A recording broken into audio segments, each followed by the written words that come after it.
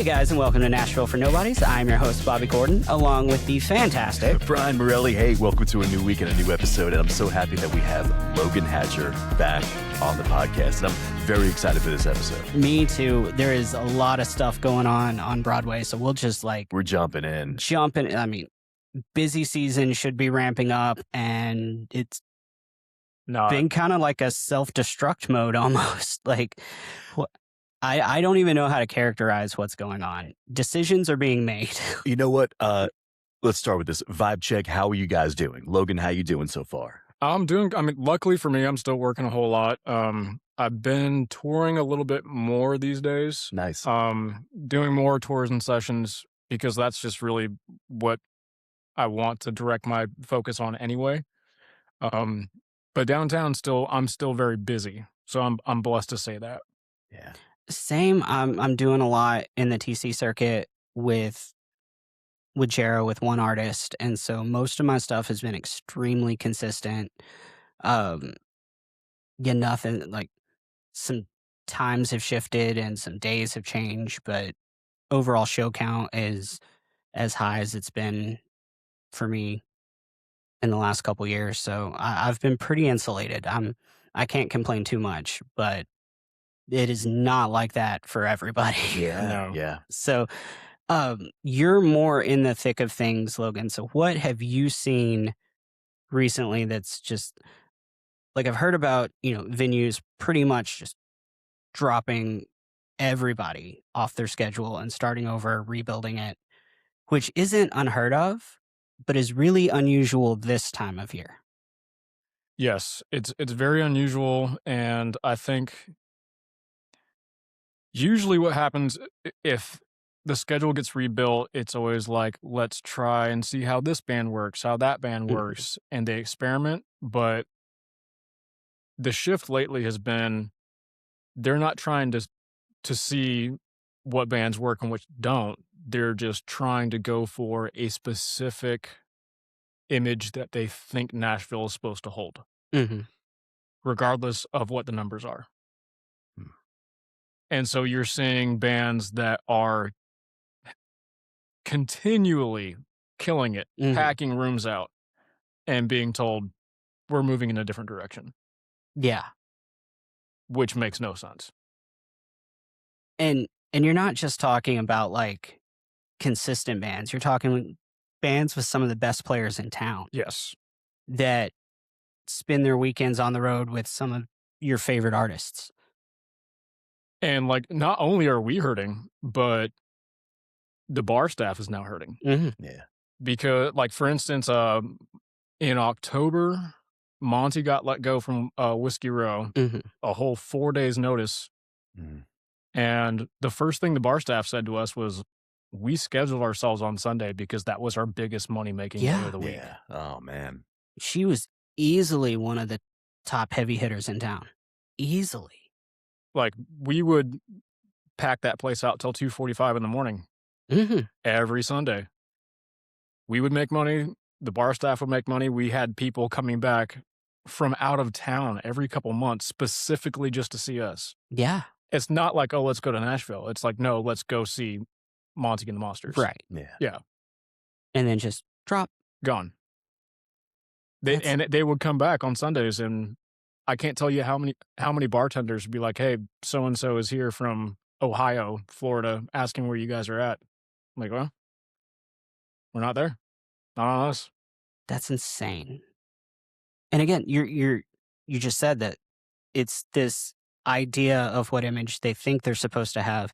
Like, why would you not back that up with data? And wouldn't that data be irrefutable? Wouldn't the sales, the numbers be irrefutable? Almost immediately. Well, I think a lot of it is you have all these bar owners who don't live or spend much time in Nashville at all. Mm-hmm.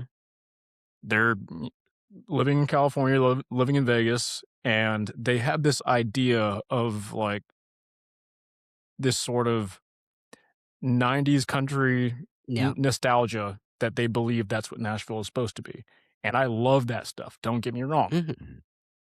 But you're not living here. There's a very different side to everything. Yeah. and they don't understand it.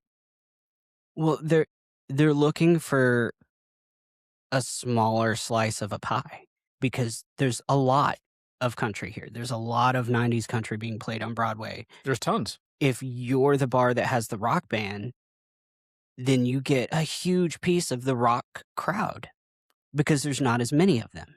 Well, if you look at California, for instance, or Vegas, you can open a 90s country bar out there and you're a novelty. Mhm. Yeah. And so it works. But in Nashville, that's already the standard. Yeah. So you need to have things that make it stand out. Mhm. And again, if you're not living here, you don't understand that dynamic. Yeah. And so, like what we talked about earlier, is now you're having all these decisions being made of trying to make everything the same, and they're trying to sell the same product everywhere you go. Mhm. I had some friends down from Washington State in October. I took them to like 4 or 5 places over an hour and a half, and it got to a point they were like, "Yeah, we want to go home. I've heard Should Have Been a Cowboy 7 times." Mhm. Yeah. I was talking about that with Brian before the show and at length with my girlfriend that like if you hear two bands and you stay for the full show and let's say they do 50 songs, each band does 50 songs, you probably heard 25 to 30 songs. Yes. Out of 100 songs, you heard less than half. And then we're also being told now, like, there's certain songs we're just not allowed to play. Mhm. And me, I'm petty. Like, if someone comes up to me and requests something that we're not allowed to play, it's not, oh, sorry, we're not allowed to do that. I'll say it over the mic. Say, Yeah. hey, this bar says we're not allowed to play that. Talk to them about it. On what grounds though? That they, is it a song like Rage Against the Machine, Killing in the Name, and it's like 10:30 in the morning? Like I get that, or it, like I don't understand why they would say like, hey, not this song, unless it was for obvious reasons. Yeah, I mean, I think there's a difference between like vulgarity Yeah. and but also if you're a band leader, you have you have enough mental fortitude to Or you shouldn't be there anyway. yes. And like as somebody in a band, I think that we need to be given the responsibility and accept our judgment Mhm. because we actually do this for a living. We know what we're doing. Mhm. For instance, like one of those late night Sundays with Monty, I had a guy come up to me, $40 in hand. He goes, "Hey, will you guys play That Ain't My Truck?" Mind you, this is the night that Paramore played in town. Nice. So we're doing all the emo stuff. Uh-huh. Yeah. I said, "Sir, we all know it, but unfortunately, we are not going to play that Mhm. because that $40 was not worth the entire room." I love that song and there are 5 bars right across the street that will play it instantly. Right. We can't. And same goes, like if it's someone's requesting Rage Against the Machine at 10 o'clock in the morning and I have a room full of people who just left, their church service, Mhm. I'm not playing it. No. Yeah. And I think that like our judgment is being stripped away by management and this, that, and third. It's like, just, we know what we're doing. Mhm. Please just let us do our job. And if you don't, it will be obvious. Yeah. And you can find a different band. Yeah. But we're not being allowed to do our job. That I 100% agree. You don't see that in many other industries. Like you don't call a plumber to come fix your pipes and tell him how to do it. No. You're paying him an extreme amount of money because he knows how to do it. That's the whole point. I had a warrant officer with me when I was enlisted, and there was, I can't remember exactly what the issue was with the helicopter, but I was a Huey guy, and they called in all these engineers and paid so much money for them to look at whatever issue was going on, and Perkins is like, "You've got a like a squadron full of enlisted guys and mechanics who have all the answers for you. Mhm. Why are you not asking them? Like, they can tell you how to fix it, Mhm. but it's very much the same thing right now. Like, the bar owners, the management is like, "Oh, this is not working, we're not making enough money," but they're not having the conversations with us. Mhm. And they're not looking at any other factors No. of why are the numbers down? Why are the crowds down? Where are the people? If the people are here and not in your bar, that's one problem. If the people aren't here at all, that's a completely different problem. Yes. Yeah. And a lot of it's stupid shit. Mhm. Like, you have Bon Jovi's, don't mean to drop names of bars, but, like, say, "Oh, we need more country bands, we're not making enough money, it's this and that," and all of us were like, it's maybe if you lowered that window 10 feet and you could actually see or hear the band from the street, Mhm. and they were like, "Oh, we never thought of that." It's like, Yeah. yeah, that's why other places like Whiskey Row, why we would do so good on Sunday nights. Mhm. When everything else closes down early, you have those 2 big windows, Yeah. and you can just grab people from the street. That's it. Like, if you're walking by and you hear a band playing a song that you like and it's good, you give them your attention. Yeah. Mhm. If you walk by a silent bar on Broadway, you walk by. That place looks like it's closed from the outside, Mhm. which is a shame because inside it's such a great venue. Yeah. Um, I was talking to somebody about Laney's because it is so far off of Broadway and because you have to pack a massive party bar before you get there. Yep. Nobody's there unless they specifically want to go to that bar. Nobody wanders into there. Yeah. That's why Show Pony right across the street is gone Yeah. because you can't pull people over there. If you're on Broadway, there's no excuse. You need to be heard or you don't exist. Yeah. It's unfortunate. That was a different concept, Show Pony. Again, not to drop names or anything, but like that was Mhm. it's such an interesting concept. I hadn't been inside when they were doing it. I played Johnny Cash's once, but like was it location I think location was a big chunk of it because or okay. Location was a big thing. The last nail in the coffin was actually when it was still Cash's, because you remember when they started all the noise ordinance Mhm. laws? So they used to have a speaker outside the window, Mhm. multiple speakers that were like pumping the band outside. Once those laws came into place, they had to get rid of them, and immediately things went downhill. Mhm. Because now all you can hear is Kid Rocks. Yeah. Yeah. And then the rebrand from Cash's to Show Pony, it was a matter of the estate. I don't know if you knew about that. No, I don't know the details on that. So they already weren't doing too well after that, after the noise ordinance laws, but they had to pay money to the Cash estate yearly Mm, for licensing and using the name. And so in order to save money, that's why they rebranded and got rid of it, so they weren't making payments every year. that makes sense. Yeah. And it sucks because the rebrand was cool. I thought it looked great in there. Sounded great. Staff was cool. But Yeah, I know a lot of people that I didn't get to play it, but a lot of people that played it enjoyed it.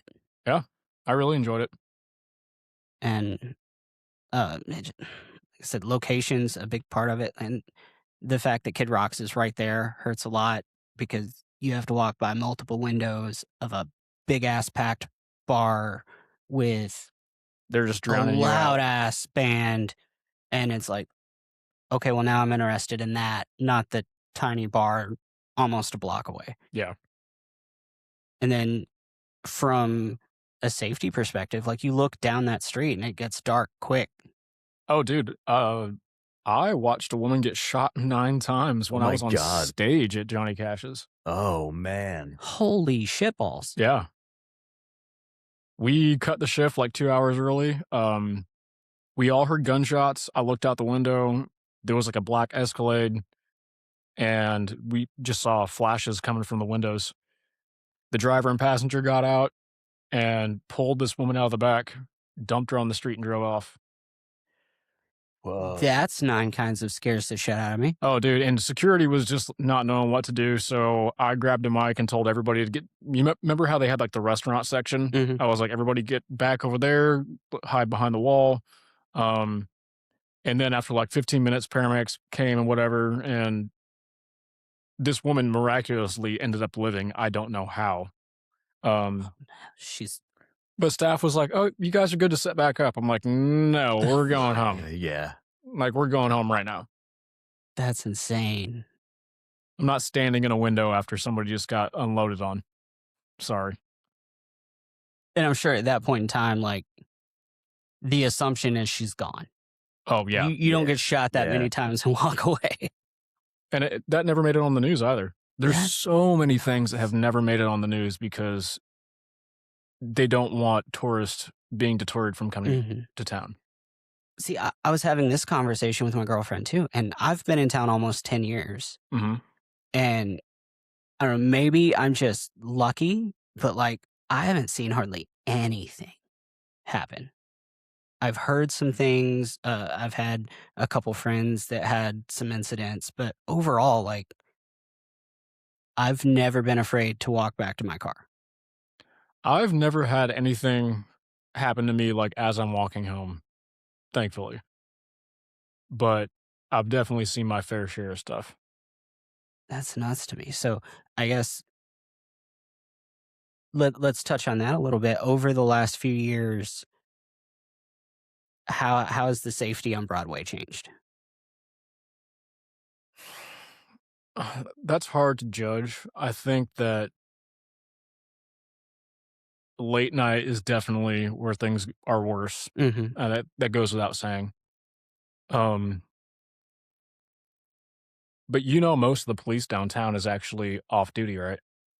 I did not, but that makes a lot of sense. Makes a lot of sense. So most of them are paid hourly from other counties just to come downtown and be a deterrent. It's just presence. That's all it is. That actually makes a whole lot of sense. Yeah. Yeah. Do you have a reason for that? Like, how come the city is not taking care of Broadway? Well, it's just a matter of like having a police presence there. So Mhm. like you have other cops who are like patrolling who work in Davidson County. Like they're on calls, they're doing stuff that they need to do, Right. which is valid, completely valid. But like a lot of the cops that are like working security or just hanging out downtown in front of the parking zones, the loading zone, sorry, like they're paid by Davidson County. They're police officers from other places. Okay. So, And And less action for them. it keeps people from doing stupid shit if they see cops around. yeah. That's what Okay. it is. Okay. Mhm. So it's a resource situation. It's Yeah. trying to pull in what they can from where they can to take care And I of think what it's they a good can. thing. I really do. I'm okay with the increased presence, certainly. Oh, Yeah, I mean, absolutely. as a deterrent there, and I think there's only so much. I don't know. Sometimes I think I see people wondering why they might not be intervening with every small thing that happens there. Mhm. But I don't know. The presence, I guess, could be helpful. I have to say, I don't really have closers this year, and I'm not upset about that.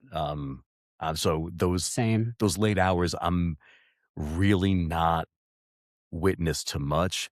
Latest I'm getting out of downtown is like 10:30 on a Friday night or something. Mhm. But like it just gets so hectic so easily. Oh yeah. I hate closing these days, to be honest with you. Okay. I mean, How often do you close now? almost every day. Oh my god. Okay. But it's like I always tell people that you might make more money on your 2 to 6 and your 6 to 10 Mhm. or even busy season. It's like, yeah, there's a bunch of 21-year-old kids out. They're drinking all they can. They're not tipping you. They're not tipping the bar staff. Sure, it might be busy, but are you actually making money? Yeah. No. Yeah. No, and that's been my experience for years. Like, the tipping is almost completely stopped by 11, 12 o'clock. My best paying gig I had that was regular, I used to do a acoustic trio with Josh Hewitt and Julie DeGrazia at Valentine, Nice. 1:30 to 4, Oh, sitting on our ass playing acoustic songs. and it was right after the church crowd on Sunday. Mhm. So they were all like 65-year-old and over, and they were just throwing money at us. Yeah, Never left that gig with less than 550 That's awesome. that's great. on a Sunday afternoon. Mhm. Completely chill, relaxed, no drama, and not even like packed rooms. Yeah. Just people spending money. And if you have a clientele like that and you know how to run that crowd, you're set. Yeah. So, do these bars that are changing these policies now, do you think they have an awareness of their clientele or their demographic, or hey, who is tipping, who isn't? No, I Who don't think so. who's spending and the amounts and who isn't? I mean, I was having this conversation last night. At what point so when you start a business, you develop a brand and you have an idea of your audience and who your brand is for, and that's all part of the branding process.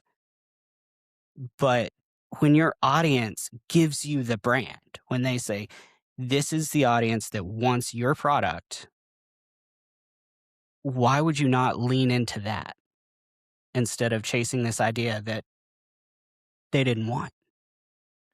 Like, where's the line of being true to the brand idea you had versus this is what's going to work? I think it goes back to just the disconnect of, like I talked about earlier, people making decisions who are not actually involved at all.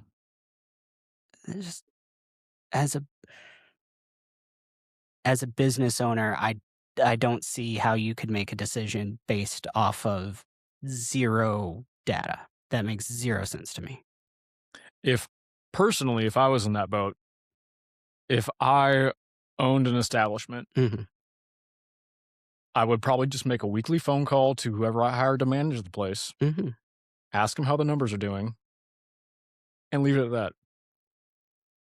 I don't remember where I heard it, but, at some point, somebody said, If you wanna know what's wrong with your restaurant, ask the dishwasher, Yes. 'cause he knows everything. He'll tell you exactly what's wrong, 'cause he hears everything. He sees everything. He's a part of everything and has to watch it be done wrong. So, yeah, why wouldn't you talk to bartenders, to bands, to wait staff, to sound engineer, to everybody?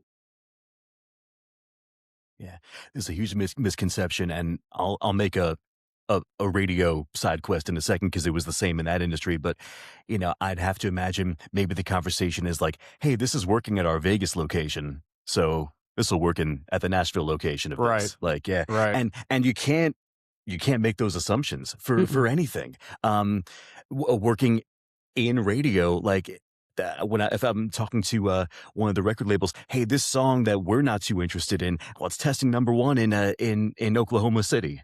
Well, that's not our region. Our Mhm. listeners are going to feel differently, and certain things are just localized to certain different areas. There's a different just cultural climate everywhere. Yeah. So I don't care what a hit is in Kansas City, anywhere else. That's not our market. Um, and so what may have flopped in ours succeeded in others, and what succeeded in ours flopped in others. And there's no rhyme or reason to it. It's all guessing. It's all guessing consumption, I think, at the end of the day, which you could do from a more informed place, but Well, that's the thing that yeah. there's so much data you can look at that gives you clues into what's Yeah. working, what's not working, even why it's working and why it's not working. You just have to look at it. Yeah. And the thing that really gets me is like, we want to do what works because Mhm. if it's not working, we're not getting paid. Right. Yeah. So please, like, we're not doing this just to be, it's not out of spite or trying to just shake things up. We're doing it because we're getting asked for it Mhm. and people are paying us to do it. It's our livelihood. So, yes, we know what works and we're trying to do that. Right. It Like, you think we're doing it for fun? I'm literally, like, flabbergasted because I cannot think of anything logical about some of these decisions. Like, It doesn't make sense. And like, we can sit here and we can talk, we can complain, but I've been on the stance now that I really think it's time we throw our weight around. Mhm. Go on about this. Yeah, this is a great subject. We're the reason that people come to this city and have a good time. Mhm. And I don't want a full-on strike, but I've been talking about this for a few years. I'm actually having a phone call with Sasha about this later. But what I want to see happen is not a strike, but at least a month in advance, we all just schedule a shift off. Mhm. We tell anybody who we're working for, hey, sorry, like this Monday afternoon, this 2 to 6, I am unavailable. And we just take off. Let the street be quiet for a little while. So you Start there. you posted something about this the other day, and the first comment I read was talking about how this is a bad time to think like that because everybody's hurting for money, blah, blah, blah, blah, blah. I completely disagree with that sentiment. I think now would be the perfect time to do it because of the situations that are in play. I agree. I know who you're talking about, and that particular individual also does not play full time Makes sense. or much at all anymore. So it's like you don't really have a dog in the fight. That being said, so when the union came out with their list of the top 5 musician-friendly bars and posted all that information, Mm-hmm. there were a lot of opinions, but one person messaged me specifically just talking about how absolutely inaccurate that was. And based on the musicians I talked to, like, it was fairly accurate. Those bars are looked upon pretty favorably consistently. Yeah. And I asked him, I was like, okay, what about this specifically do you not see as being accurate? Like, what are you seeing as the big problem? And he immediately replied with, well, I don't really play Broadway. I might play it once every couple of months if I just happen to pick this. Okay, so Then you're not part you of this have no conversation. idea. Yeah. Mm. I think the data was released poorly, but it is all consistent. Like, I took the questionnaire. Yeah. I know a lot of people that took the questionnaire. I talked to a lot of people. Like, the answers were accurate. They were displayed rather poorly. I think there was a lot of misconceptions about what the information meant and how it was portrayed, specifically when it comes to base pay versus the bars that got top 5. Yeah. What I don't think those were 2 separate questions. And just because base pay is the most important doesn't mean the places that pay better treat you better. 100%. Because the bars that were picked were based off of a question of which bars do you prefer because they treat you right? I mean, there's so many factors that go into it. Like Whiskey Row, for example, base pay is like what, $100 most of the time? Mhm. But I can tell you every sound guy by name, Mhm. all the bar staff, the security. I've known him for years. Like me and Cody, he's the only sound guy that I just go hang out with on my days off. Yeah. Yeah, it's great. Like, Yeah. and he's always on ears. If something goes wrong, he's always fixing it. Mhm. That place is, even though the base pay might not be the best, I love working there. Yeah. So it's more than just money. Exactly. So even if you might, out of a list of 4 options, might pick base pay as the most important, it is not cumulatively most important. It's not everything. Yeah. Like, if you absolutely hate a venue and everything you have to do to perform there, it almost doesn't matter what the base pay is. It could be as high as it wants to be. You don't want to do that job. Well, I mean, it goes back to the 2 out of 3 rule that everybody has. Mhm. Money, hang, music. And I think that a lot of venues, unfortunately, there's very little hang, there's very little money, and you're getting to play shitty songs too. Right? It's just all going downhill. And in a lot of cases, not even the shitty songs that somebody on stage chose. Yeah. Yeah. But it's a weird place that we're navigating right now, that's for sure. Mhm. So obviously there is a lot of logistical problems to the idea of even setting out for a planned shift. Taking that off the table temporarily, what does the future next 6, 8 months, year look like on Broadway?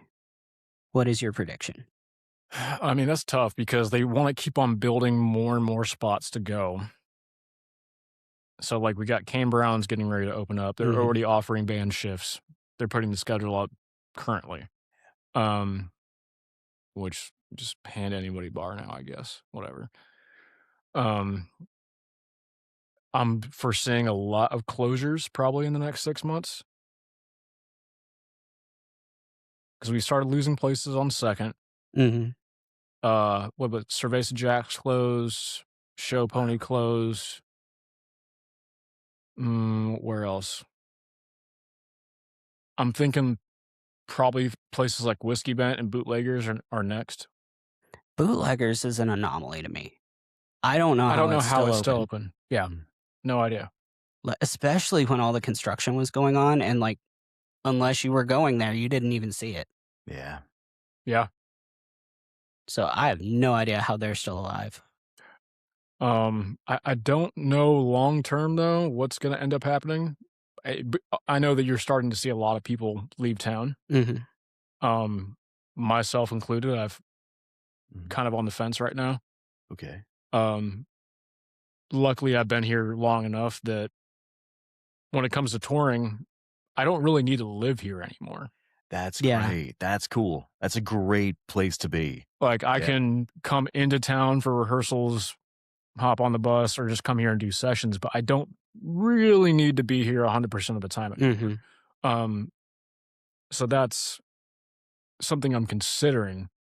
Um, but I think a lot of us are just kind of like, we're really shaken up right now. Mhm. I mean, because this, honestly, this is affecting so many people's livelihoods. Look at Sam Sherman. Mhm. Mhm. Like, he was an Army vet, and him and I went out to lunch a couple weeks ago. He was just, stressed, struggling with PTSD and depression, and I am too. Mhm. And he was like, "You get it. I need somebody to talk to." And then before you know it, all the shifts are gone, and he lost it, man. Like, people are legitimately dying because we don't see a future where we can do what we need to do here. So I was kinda iffy on whether I wanted to bring up this subject at all, but since it's already on the table, my girlfriend works in suicide prevention, Yeah. and one of her colleagues just pulled together a lot of data, and it's not official, like, state released data to the public, so I can't say, like, "This is X, Y, and Z," but she pulled a list of all suicides for the last, I think it was 5 years. And the reason it's not official is when they're filling out the paperwork, um, and it gets to occupation, there's a list of options and then there's other that people write in. Yeah. And because of that, they can't release it as an official statistic. There are the top 2 occupations for suicide in the state are farmers, number 1, entertainment, number 2.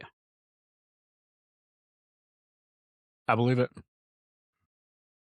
I think we are really um, subjective to having mental health Mhm, issues. And like I'll be open about it because I think that it will help people. Uh, I got hospitalized last week. Well, okay. Only a handful of people know, but like I had a severe anxiety attack. oh, wow. Um, neighbor called an ambulance, got thrown on a stretcher, and had to, spend the night and do the grippy sock thing, dude. Yeah, Um, man. Mm. because I feel like a lot of us just we see everything crumbling around us right Mhm. now, and we don't see a happy ending at all. That's that is like you struggling is heavy for me because every time I see you, you seem happy. Every time I'm around you, you're very positive. You you have an extremely successful career in town. You're always working. You're one of the best known, if not the best known in town. Like everybody, you're you're so high on that ladder.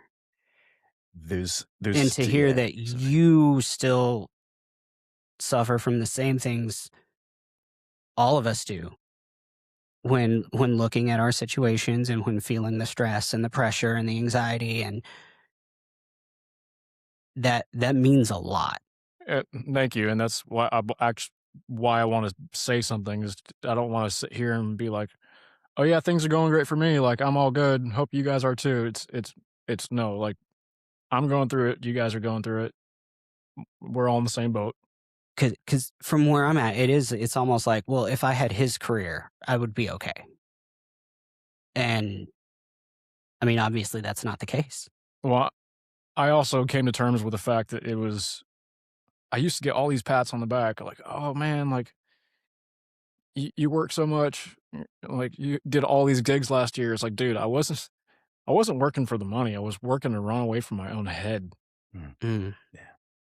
I didn't play 736 gigs last year because I wanted to. That is a stupid number. It is completely dumb. Like, I don't feel like there should be that many shifts in a year. I took 4 days off the whole year. That's insane. Yeah, no, there's no way that's healthy. It's not. It was not healthy, and, like, I started therapy 6 months ago, like, there's a lot that I'm doing, and this is not, like, the woe is me section, this is because I know I feel like that, so I'm sure there's a ton of our community that feels the same way that hasn't said anything. Absolutely. Well, and again, like if you're feeling like that, who wouldn't feel like that? Right. Like if you're not immune from it and you can play 700 fucking shows in a year. And, like, I can only imagine what somebody who is, like, a parent feels like right now. When you're starting to see gigs go Hmm. away and you're worried about your finances, like, how stressful is that? I don't have that to worry about. Yeah. And see That this is another section where I feel very fortunate and insulated is I have 4 kids running around, 2 that are mine, 2 that are my girlfriend's. But she has a good job, and if something happens to my shifts, we're okay. right. Like, things get tighter, and it's not as much fun, and there's some stress, but, like, we're not gonna not eat. We're not gonna not have electricity. We're not gonna lose the house. Like, we're Mhm. fine. It just sucks for a bit. Yeah. But I know people that that's not the case. If they lose their gigs, they don't have money coming in. Yeah. And this is not a time economically to where you have any wiggle room. Everything is so expensive. Oh, it's so expensive, like, it's getting scary out there. Yeah. It's getting very scary. And again, no sign of relief in the future. Like nothing evident, nothing visible, no light at the end of the tunnel. It presumably will get better, but who knows when. And we're just over here trying to, like, play a gig, just Right? make Yeah. a couple bucks. Yeah. I will say before this episode, I was like, I know we're going to talk about so much, but what the hell are we going to talk about? Like, there's almost like this sort of um dread. Is it like a dread? I Yeah. think. Yeah. Yeah. I would. I'd be very nervous if I had small lives depending on me. Hmm. I'd be very nervous about that. Logan, I appreciate you opening up. Really, Oh, that means a absolutely, ton man. to us, and you're not alone. I mean, people are struggling, and I ran into a singer friend who was struggling recently, and we're trying to hang out. Like it's, I think this is where community really has to shine.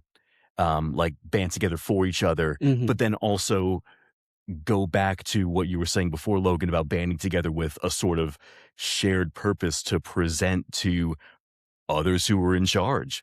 I mean, we're as musicians, we're not just an extension of the the staff to just take direction by people above us. Like there's an expertise of our own to Mhm. be channeled into. At the very least, gosh, just like listen to us, please. I mean, honestly, we are the ones in charge, and we have to recognize that. Mhm. No one's coming to Nashville. They're not coming downtown to go get, see the bar staff or see the It's management. definitely not for the food. Not for the food downtown. Like they're coming to see us. We know what we're doing, Mhm.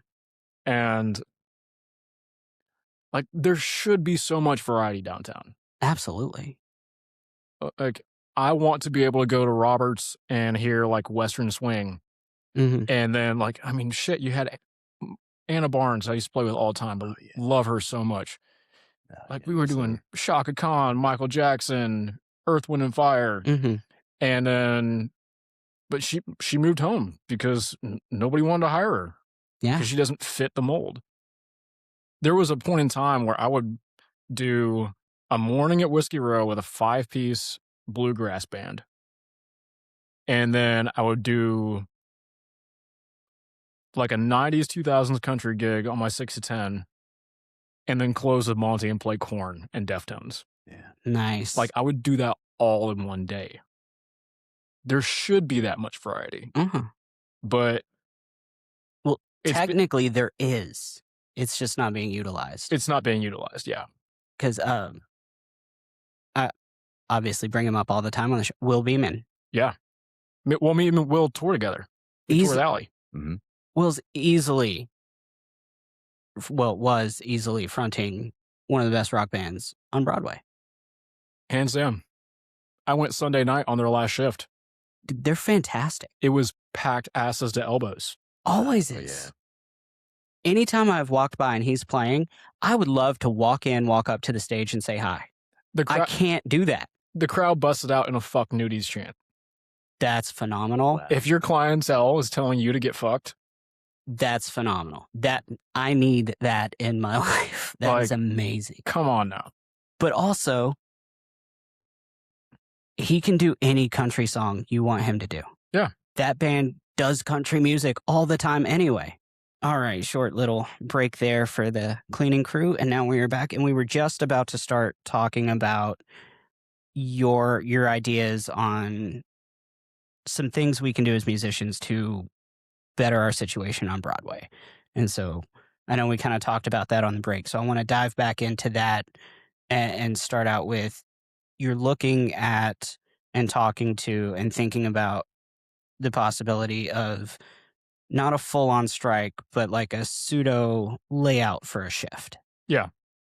I think I want to, we touched on this briefly, just well in advance, schedule a shift off that we're just unavailable for.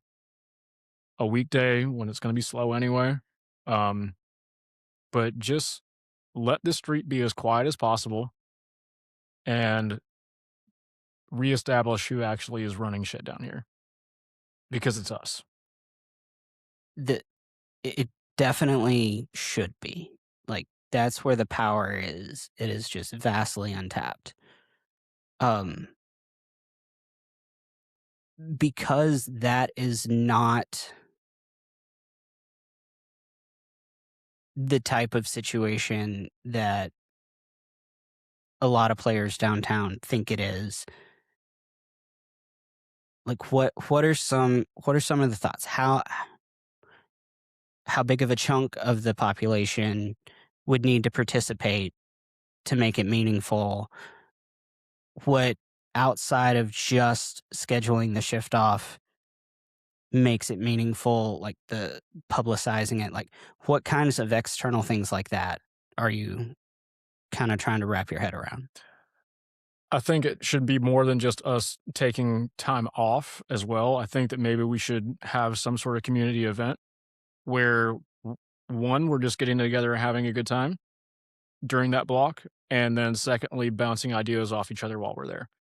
Um, what needs do we have that need to be met? Um, yeah, just start tossing around ideas because every time there's a decision made, we bitch and moan about it, but we don't do anything. Hmm. I mean, it's just like the Tootsie's Clubs. Everybody talks about, oh, like, base pay so trash, this, that, and third. It's like, okay, well, you keep on taking the shifts. Yeah. Why? If you're contributing to that, you're part of the problem. Hmm. Yeah. That's why I don't play there anymore. If I get a call, it's like, hey, can you play Kid Rocks, whatever? It's like, sorry, I'm unavailable. Yeah. And you also have to put yourself in a position where you can be selective about where you play and where you don't. And that's a whole other side conversation because as a musician, it's difficult to get into that position mentally, even if you're there financially. Yeah. Especially when you're new to town. Hmm. Yeah. Like when you're new, it's like, I don't care where it is. Am I getting paid? You show up.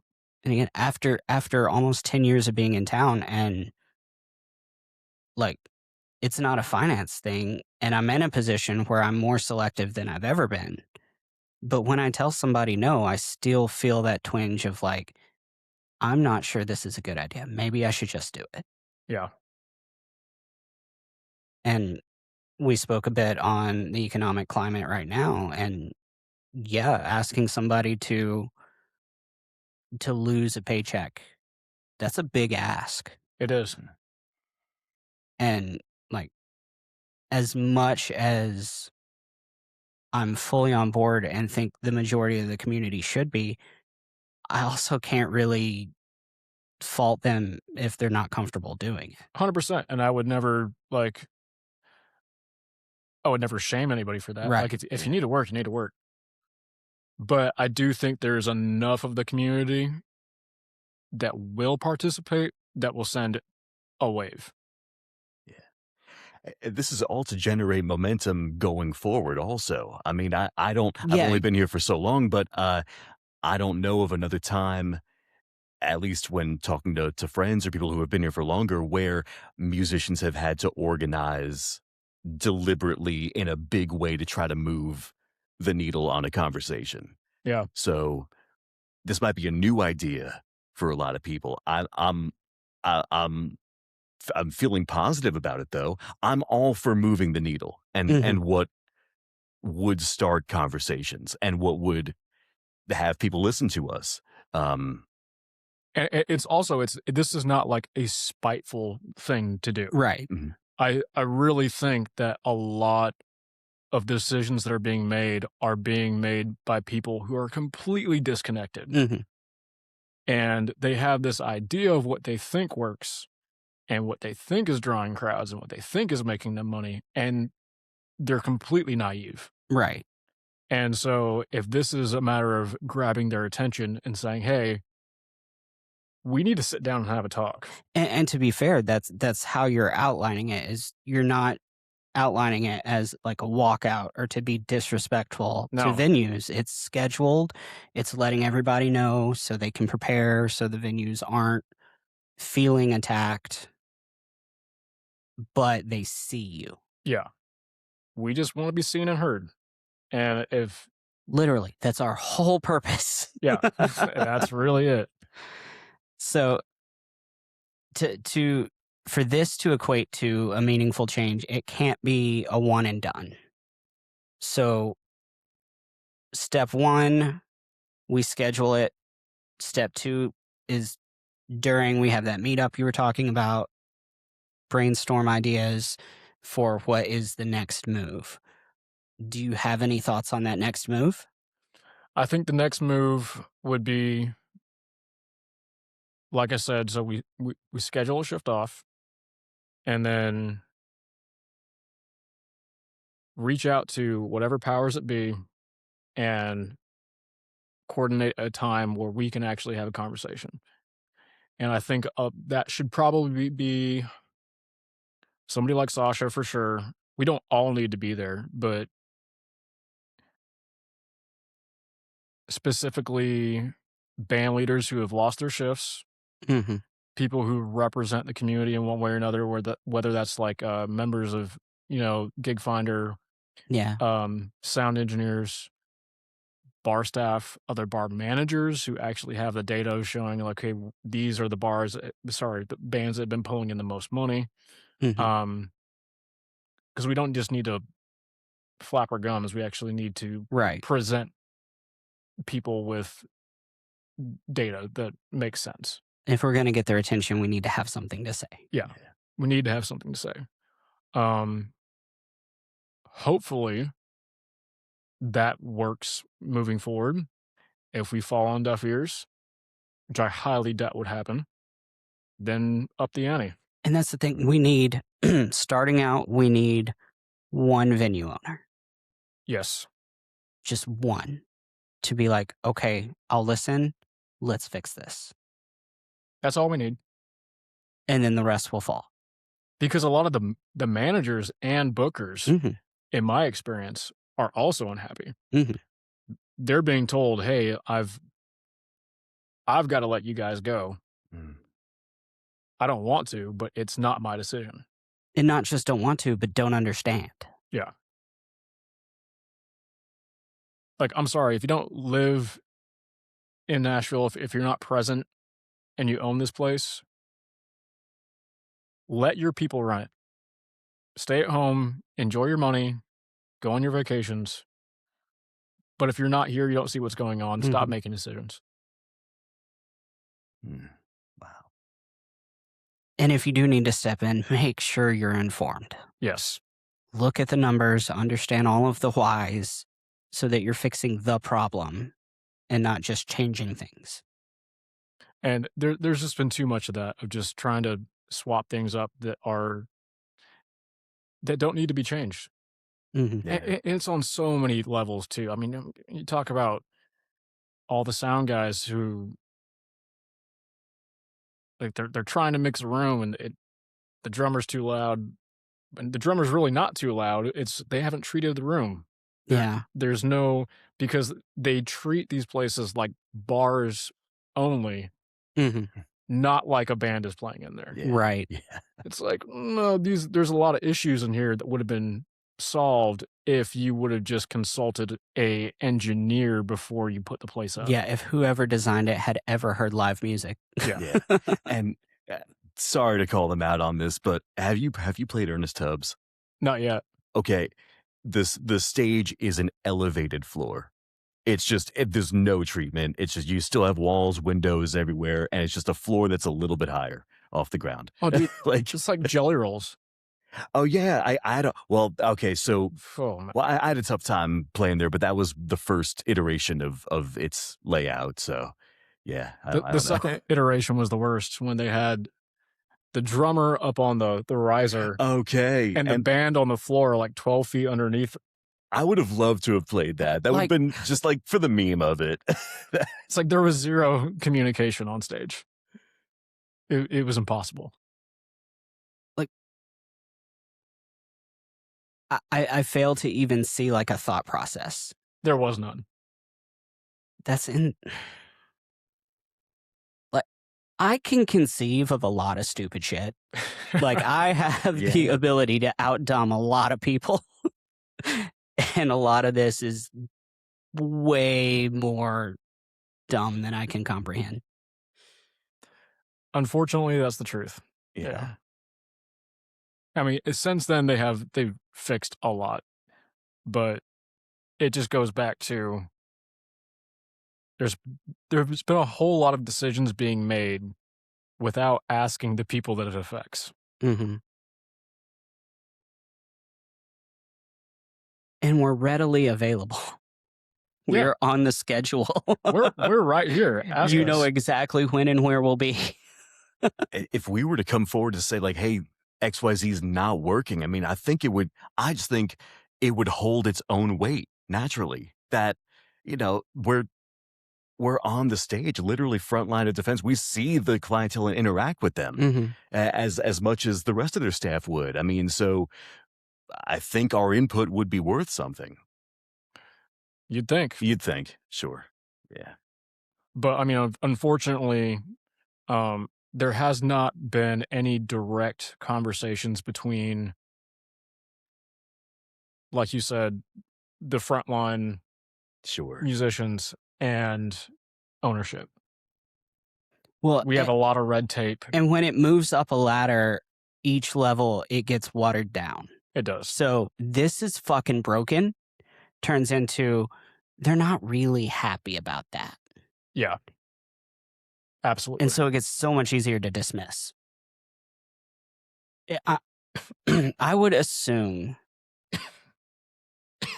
if you could have the conversation with the owner and be like, this is fucking broken. Everybody hates this. This is horrible and you're losing money. And I can show you.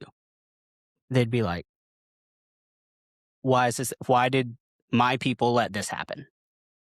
They would be pissed that it was ever a problem. sure. Because again, they hire people to take care of that. So they don't have to think about those parts.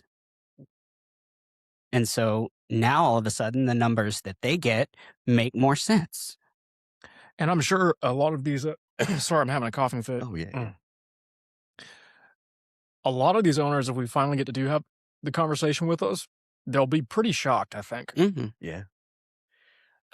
Yeah, I think there's just a lot of lack of visibility from somebody who's at the top, who's many layers removed from the operational processes. Like, I don't know. It's been hard, like also trying to go to anybody about certain issues. So in one aspect, I'm kind of like, hey, where do you start? I think organizing is really where you start. So you're entirely Being right visible. with that. Yeah. Like, Yeah. And I think that, like, people they've been voicing their opinions and thoughts, but they're never hitting where they need to. Either been falling on deaf ears or not getting routed upstream. or even the people vocalizing aren't vocalizing in a format that's effective. Right.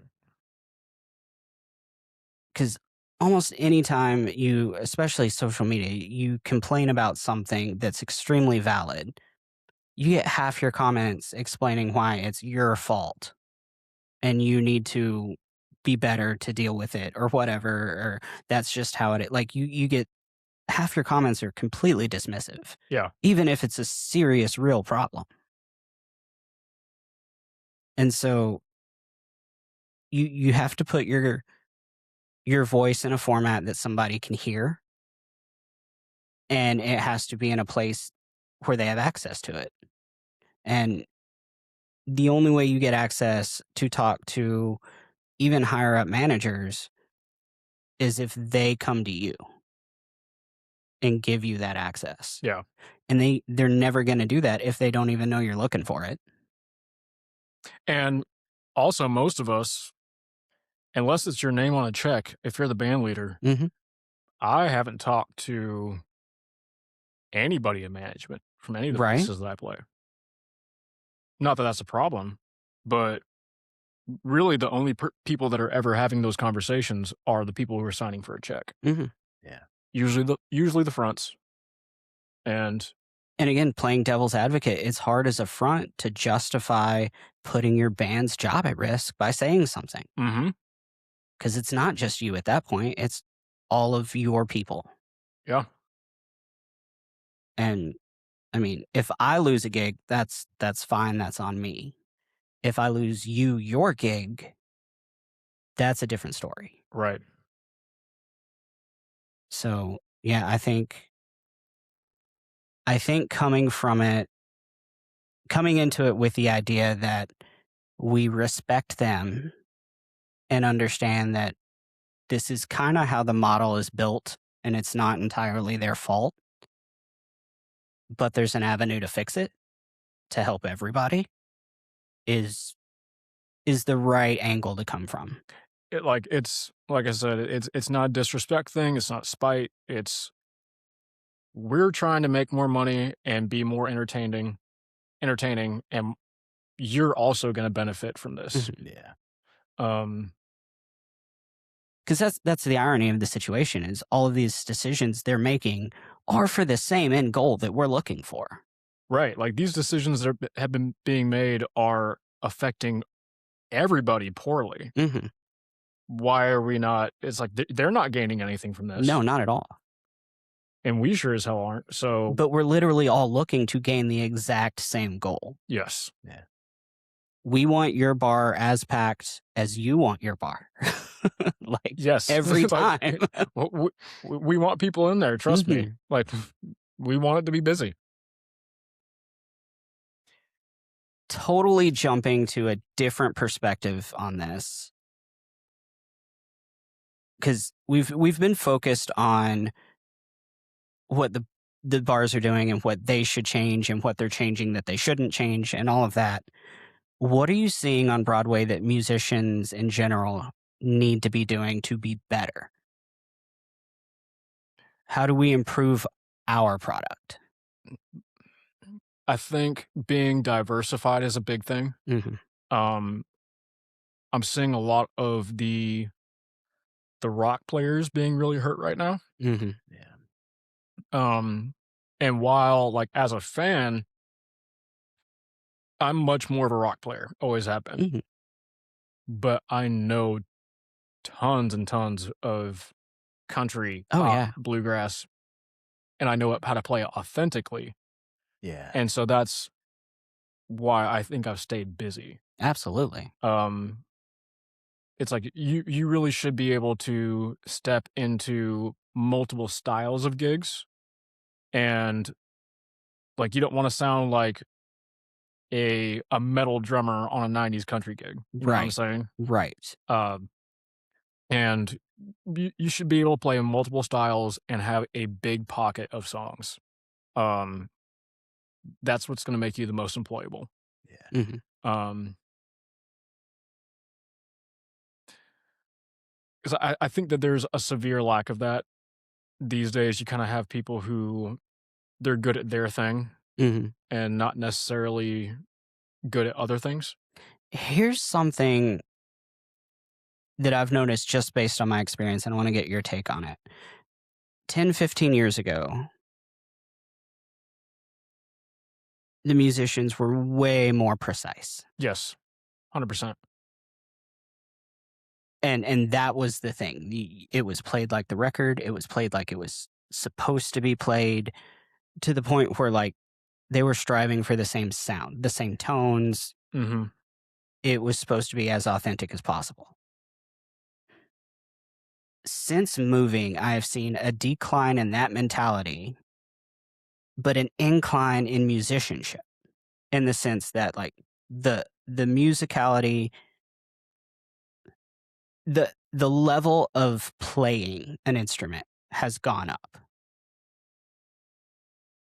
They don't care as much about being as precise on a song as they do playing it how they wanna play it, but these are some incredible players. I think a lot of the reason for that is 10, 15 years ago, the repertoire was significantly smaller. Mhm. All right. I mean, 2, 300 songs between 5 or 6 bars. That was really it. Yeah, I mean, nowadays you're looking at thousands, literally. Yeah. thousands of songs. You're not going to learn every single one like the record. Not a chance. Nor should you, because if I want to listen to the record, I'm going to stay at home. Mhm.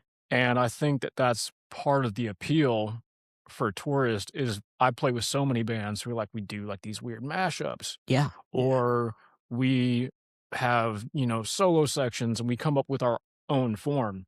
So like I might know this one particular song, but probably play it 5 or 6 different ways depending on what band I'm playing with. Absolutely. Mhm. And that's part of the entertainment. So I think that's a lot to be attributed to that fact. I remember when I was visiting here and initially tossing around the idea of moving here, and this was upwards of 10 years ago now.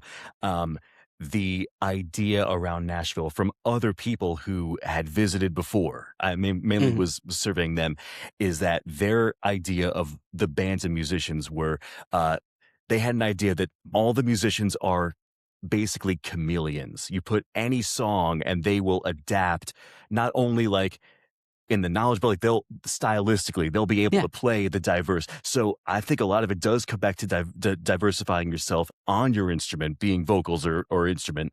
And that really can't be understated. I'm really happy you said that, Logan, because um, there there's really no one style fits all, and you kind of have to anticipate for all. It really Mhm. could be any song. I've said that a million times on this podcast, and it really could be.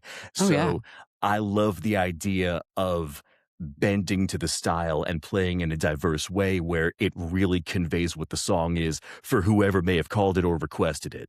Um, I have seen bands that are great with the rock thing and would probably kill a bunch of pop punk covers, but they're stumbling through country songs stylistically, not in Mhm. the way that they don't know it, but like in the way that it's not really being conveyed. Mhm. So there's a disconnect in how you approach playing the music Mhm. and the song itself.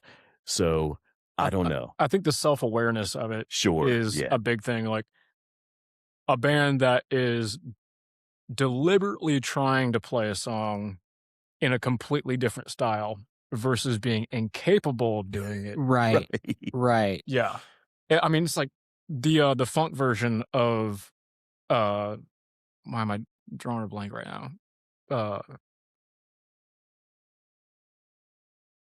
what's it what this is the dumbest thing ever, the Johnny Cash tune everybody plays. Oh, so Folsom. Folsom. Yeah. Sure. Yeah. Yeah, Yeah. wow. Yeah. That was It ridiculous. happens to all of Yeah. us. Folsom Prison Clay's version. But Yeah. yeah, Clay's Yeah. funk version, Yeah. like, that is the nastiest shit ever. Mhm. So there's a lot of people really love, I'm finding like visitors who are there for the music really love when a band can make it their own, but not like that's such a departure, but now it's more like, oh, this band's kind of speaking their own language, but in a very capable way. It could be a disconnect for some, or Yeah. it could be fulfilling. I don't know But where you that's draw the that thing. line. That's nice. If every song sounds like your genre, then it's not a choice anymore. It's just the only thing you can do. Yeah. But if you knock out some rock songs, knock out some country songs, knock out some pop songs, but you have a funk version of a country song and you have a country version of a pop song, then those are cool. Yeah. It's like when you have a really cool lick or a really cool fill. It's cool in one or two songs, but if you're doing it every song, that's all you've got. I think it's just a matter of knowing how to execute the song and do it justice the way that it's intended to be played. And if you want to have creative freedoms, then do that if it's fitting the band, but you should learn songs the way they're meant to be played. Mhm.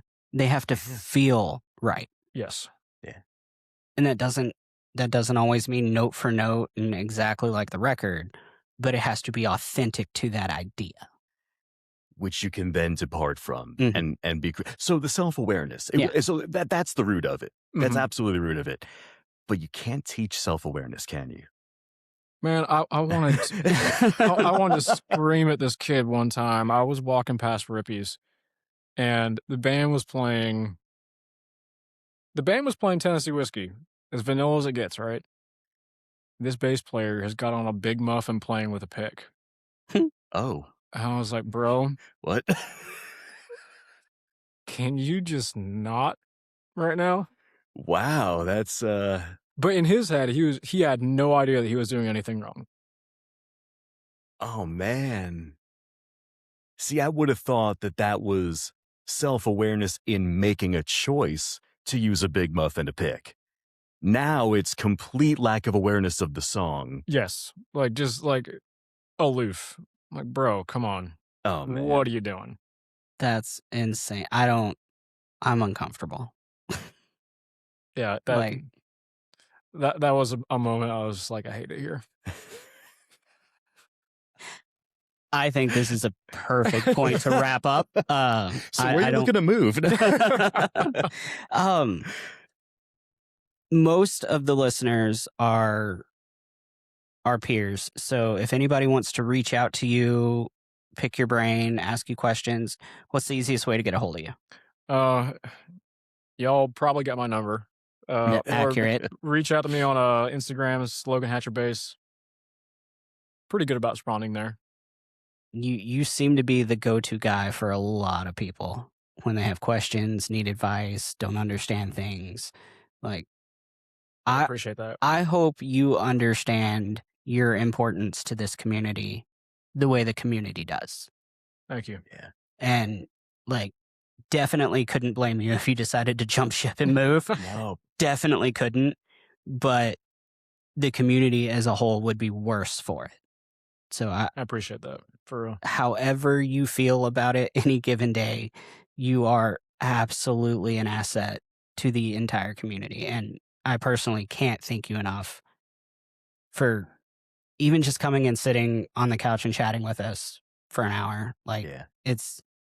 I really appreciate you. Seriously, thank you guys for having me. Really, yeah. And even your gestures over the years of like, hey, here's an emergency gearbox. And also just people that I've heard from personally who have talked about your friendship, even mentorship. And please know that you're very appreciated in the community and certainly by us, as I'm stoked that we were having you today. So thank you, man. I'm glad to be here.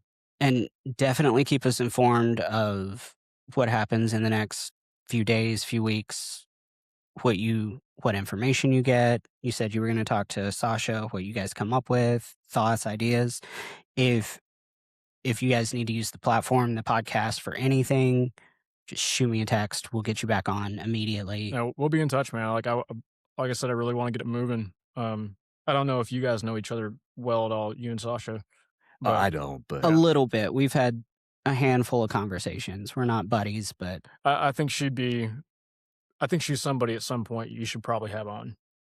We had her on a long time ago, and yeah, I think you're right. I think it would be good to have her back on. Yeah. And a lot of things have changed in the last couple years, so I'm sure we have plenty to talk about. Plenty to talk about. That's for damn sure. yeah, goodness. But yeah, definitely, and you can relay that message to her too. I'll probably shoot her a message in a little bit. But if you think the podcast can help with anything, please let us know. My whole goal with this is to be an asset to the community, to help people. I want to help veterans. I want to help new people coming in. I want to help those stuck in the middle. Anything we can do, we are absolutely 100% on board. So if you need us, don't hesitate. Thank you guys, for real. Yeah, of course. Glad to be here. Yeah, man. Thank you so much for coming. I'm sorry this episode was kind of a downer, but I think the upside's going to be very positive. I agree. Worst case scenario, I think somebody listening is going to need to hear this to just know that, like, it's not just them. Like, this is a community-wide situation. It's affecting all of us. They're not alone. So I think it's a good one to put out. And I'm very interested to see what comes of your ideas and conversations with Sasha. She's, at least in the past, been able to get things done that she probably shouldn't have. So I definitely have a lot of respect for her willpower and pushing. So we'll see what happens. And we'll see. I mean, if we're all trying to make something better, I don't see how we can't at least nudge it in the right direction. I think we got the power to do it. We definitely do. Just need to learn how to use it. Agreed. But with that being said, we will talk to you guys next time. Sounds good. Bye. See you. Later.